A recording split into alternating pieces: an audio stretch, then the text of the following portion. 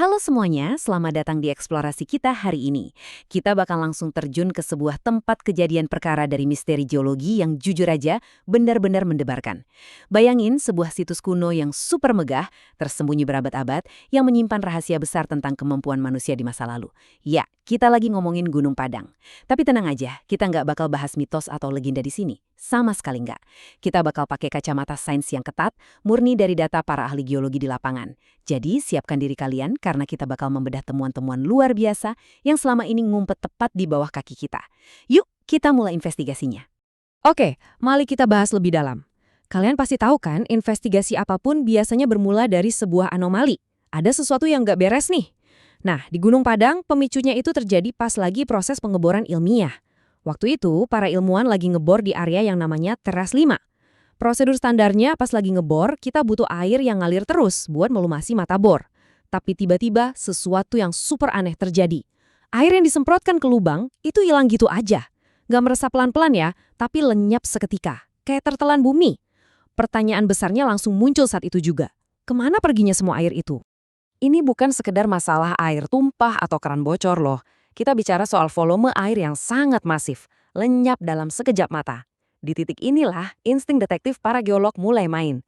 Logikanya gini, kalau bornya cuma kena retakan batu biasa atau celah tanah kecil, air sebanyak itu nggak mungkin tertelan secepat kilat. Kapasitas retakan biasa tuh terbatas banget.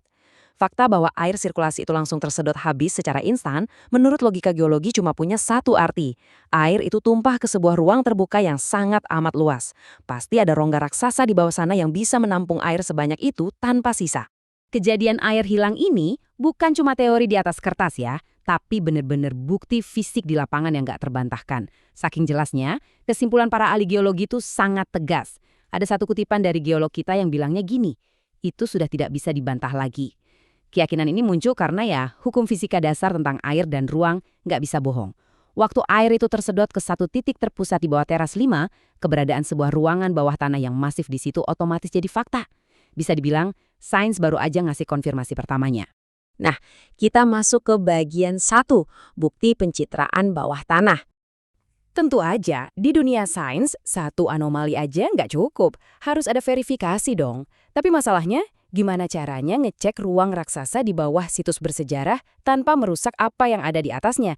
Kan nggak mungkin tuh kita main bongkar pakai skop.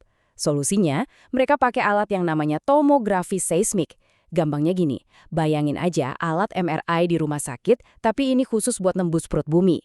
Alat ini nembakin gelombang suara ke dalam tanah. Pas gelombangnya nabrak material berbeda, kayak tanah padat, batu keras, atau ruangan kosong, pantulannya bakal beda-beda. Nah, dari pantulan inilah, komputer bisa ngebentuk gambar 3 dimensi tentang apa yang sebenarnya ada di bawah sana. Bener-bener cara yang jenius, aman, dan pastinya akurat. Dan kerennya lagi, mereka nggak cuma ngandelin satu alat aja. Tim geolog ini ngegabungin tomografi seismik tadi sama pencitraan geolistrik, yang fungsinya ngukur aliran listrik di bawah tanah. Terus apa hasilnya? Wah, data yang keluar benar-benar spektakuler. Pemindahan ini membuktikan kalau insiden air hilang tadi tuh nyata. Dan yang bikin merinding, ternyata bukan cuma ada satu ruangan misterius di sana, melainkan ada banyak banget rongga-rongga besar yang tersebar di bawah Gunung Padang. Teknologi ini udah memvalidasi kecurigaan awal kita secara telak. Fix, kita lagi berhadapan sama jaringan ruangan bawah tanah. Lanjut ke bagian 2, membantah teori tabung lava. Kayak investigasi pada umumnya, pasti ada pihak yang skeptis. Beberapa orang mikir, jangan-jangan rongga itu cuma bentukan alam biasa, kayak bekas aliran lava purba atau tabung lava. Ini alibi yang masuk akal sih di awal. Tapi sebagai penyelidik, kita harus uji lagi sama data. Pas kita bandingin ciri-ciri tabung lava alami sama apa yang ada di Gunung Padang, ketidakcocokannya langsung kelihatan jelas banget. Tabung lava alami itu kan kebentuknya dari aliran lava murni, ngikutin kontur alam yang acak. Sementara itu, pindaian kita justru nunjukin bentuk dan posisi geometri yang sangat janggal. Karakteristik rongga-rongga ini benar-benar nabrak semua logika bentukan alam. Nah, ini nih bagian yang benar-benar bikin penasaran. Lokasi dari ruang-ruang misterius ini ternyata ada di atas lapisan lava alami. Persisnya di area yang disebut Unit 3 dan Unit 2. Buat informasi aja, lapisan ini tuh bukan batu vulkanik padat bentukan alam, melainkan tumpukan batuan yang sengaja disusun. Coba deh, kita pikirin bentar. Nggak mungkin kan ada lorong lava alami yang tiba-tiba terbentuk di tengah-tengah susunan batu yang udah rapi? Nggak masuk akal kan? Karena ruangan ini ada persis di dalam tumpukan batu konstruksi, kesimpulannya cuma satu. Rongga ini mustahil bentukan alam. Ini pasti hasil desain buatan yang sengaja dibangun. Sekarang kita sampai di bagian 3, jejak modifikasi kuno. Fakta bahwa ada ruangan di dalam tumbukan batu buatan aja udah bikin geleng-geleng kepala. Tapi tunggu dulu. Pindaian ini ternyata nembus lebih jauh lagi ke bawah, ke lapisan batuan dasar yang umurnya jauh lebih tua.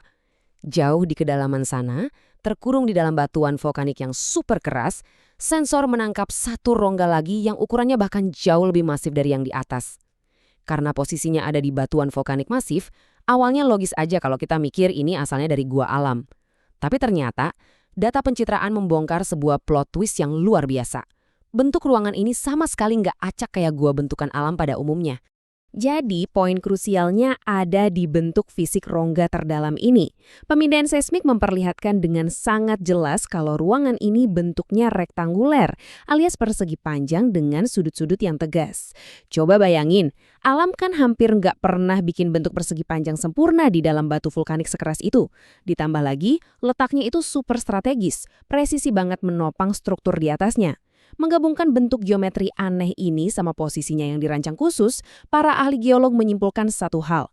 Meskipun mungkin awalnya ini gua alam, tapi ruangan masif ini udah dibentuk ulang. Ruangan ini udah dimodifikasi habis-habisan oleh campur tangan manusia purba. Luar biasa kan? Dan akhirnya kita sampai di inti eksplorasi kita hari ini. Kita mulai dari misteri air yang hilang, dibuktikan pakai teknologi seismik canggih, mematahkan teori tabung lava alami, dan berujung pada penemuan ruang persegi panjang hasil modifikasi di kedalaman bumi. Kita nggak lagi ngomongin formasi alam yang kebetulan unik ya. Kita lagi ngelihat langsung bukti teknik simpel kuno dengan skala yang gila-gilaan. Jadi, pertanyaan besar yang harus kita renungkan sama-sama adalah, kalau leluhur kita di Gunung Padang ternyata udah punya teknologi dan pengetahuan buat membangun ruangan raksasa kayak gini di masa lalu yang sangat jauh, terus apa artinya buat sejarah manusia yang selama ini kita pelajari? Bisa jadi, sejarah kita itu jauh lebih panjang dan jauh lebih canggih dari yang pernah kita bayangkan. Terima kasih udah ngikutin penjelasan materi yang seru ini, dan sampai jumpa di eksplorasi kita berikutnya.